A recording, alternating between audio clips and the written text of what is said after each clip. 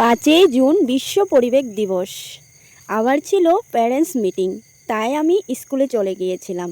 স্কুলে গিয়ে বেশ ভালোই লেগেছে। সব বাচ্চাদেরকে খেলাধুলা করতে দেখে নিজের স্কুল জীবনটা মনে পড়ে গিয়েছে। আমরাও আগে ফুল গাছ নিয়ে বিশ্ব পরিবেশ দিবসে সকাল সকাল চলে যেতাম স্কুলে, আর গিয়ে জায়গা খুঁজতাম কে কোন জায়গায় ফুল গাছ লাগাবো।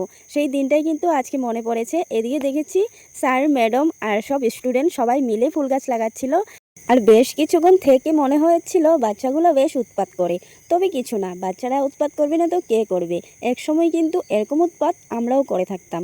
এখন মনে হয় বাচ্চাগুলো আগের তুলনায় অনেক ভালো। আমরা যখন স্কুল যেতাম হয়তো গালি খেয়ে যেতাম, নয়তো মার খেয়ে। আমরা একদিন স্কুল গেলে আরেকদিন যেতে চাইতাম না। আর এখনকার বাচ্চারা স্কুল ক্ষতি করে না বললেই চলে, কারণ তাদেরকে এখন মারতেও হয় না আর গালিও দিতে হয় না। সকাল হলে ঠিক রেডি হয়ে স্কুলে চলে যায়। আর আমরা হয়তো গালি খেয়ে আর মার খেয়ে স্কুল যেতাম। কিছুক্ষণ দাঁড়িয়ে তাদেরকে দেখে তারপরে আমরা সব প্যারেন্টসগুলো চলে যাই এক ক্লাসের মধ্যে। সেই ক্লাসেই হচ্ছে মিটিং হবে।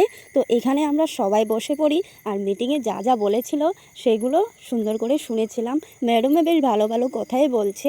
তার মধ্যে আমায় বলছে আমার ছেলের বিষয়ে, সে পড়াতে মোটামুটি ভালোই আছে, হলেও উৎপাতটা একটুখানি বেশি করে। তবে এই উৎপাতটা কীভাবে শান্তি করব আমি বুঝতে পারি না। হয়তো বাচ্চারা একটুখানি উৎপাত করেই সময় পরিবর্তনে ঠিক হয়ে যাবে, এটাই আশা করি এখন।